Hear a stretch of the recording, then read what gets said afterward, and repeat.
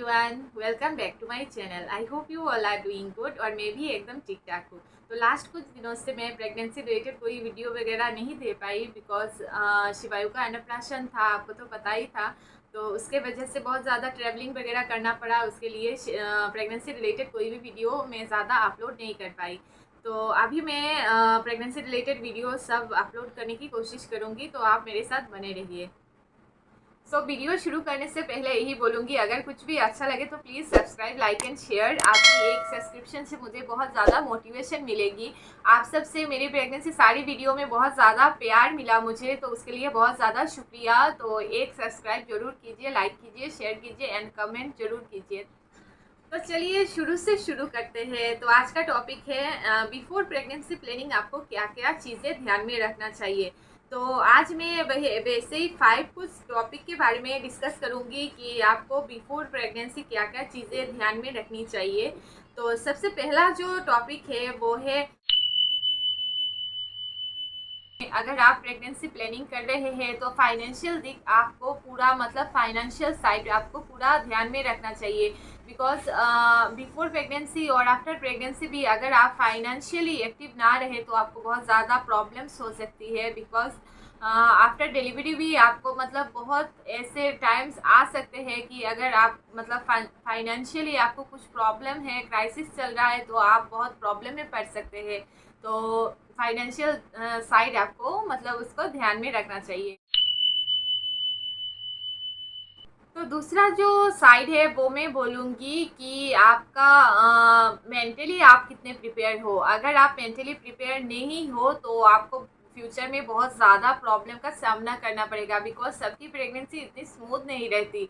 तो अगर आप मेंटली इतना प्रिपेयर हो कि आपका मतलब कोई भी आफ्टर प्रेगनेंसी और प्रेगनेंसी के बाद मतलब डिलीवरी के बाद आप मतलब बहुत सारा ऐसा टाइम आ सकता है कि आप स्लीपलेस नाइट भी आपको बिताना पड़े। तो उसके लिए आपको मेंटली एकदम एक्टिव रहना चाहिए। मेंटली आप इतना प्रिपेयर हो कि मतलब आप सिर्फ आपको नहीं, मतलब हस्बैंड वाइफ दोनों को ही मेंटली इतना प्रिपेयर होना चाहिए कि आप एक बेबी की जिम्मेदारी जो है वो आप उठा सको।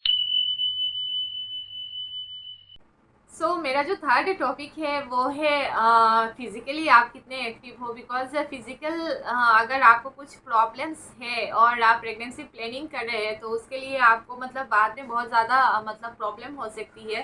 तो कुछ ऐसे हेल्थ इशू भी हो सकते हैं जो प्रेगनेंसी के लिए बहुत ज़्यादा हार्मफुल है। तो अगर आप प्रेगनेंसी प्लान करें तो बिफोर प्रेगनेंसी आपको 3 टेस्ट जरूर करवाना चाहिए। एक तो हो गया शुगर का, दूसरा थायराइड और तीसरा है आपका बीपी।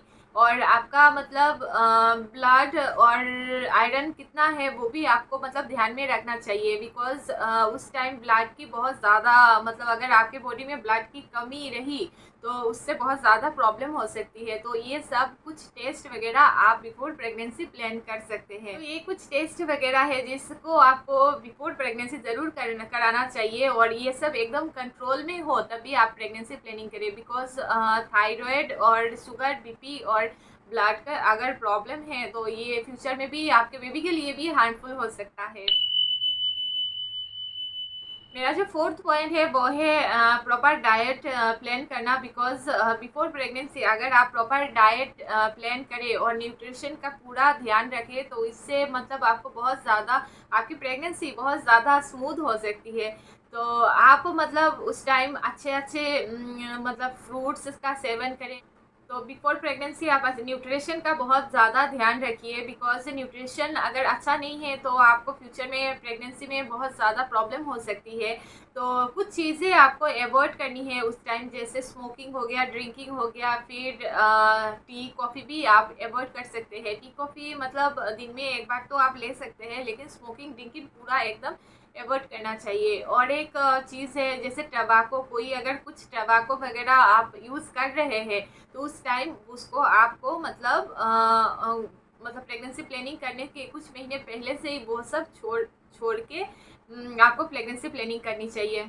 और एक बात मैं बोलना चाहूँगी कि आप बिफोर प्रेगनेंसी डॉक्टर से ज़रूर मिलिए। बिकॉज अगर आप डॉक्टर से मिले तो आपको मतलब ज़रूर फॉलिक एसिड का मतलब जो गोली है वो मतलब आपको शुरू करेंगे डॉक्टर।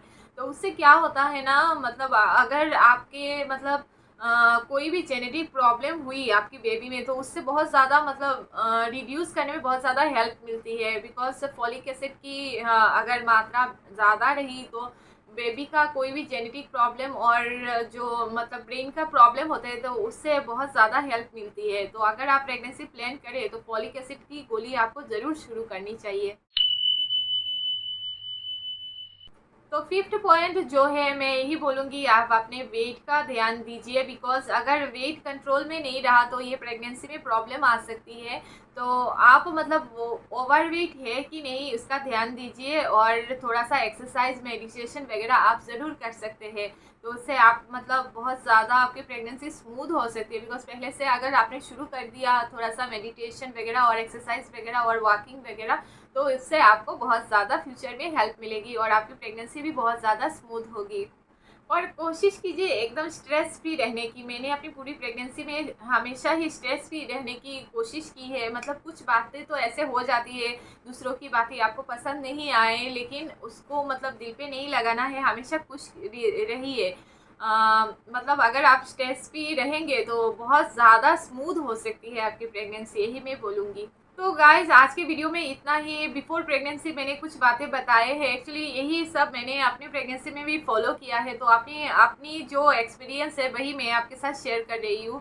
और जो भी आगे जो भी मतलब मैंने अपनी प्रेगनेंसी में जो भी फील किया है, जो भी एक्सपीरियंस किया है, वही आपके साथ शेयर करूँगी। तो आप बने रहिए मेरे साथ। और आज के वीडियो में इतना ही, मिलते हैं किसी दूसरे वीडियो में। और if you like my video please subscribe, like and share. Thank you guys.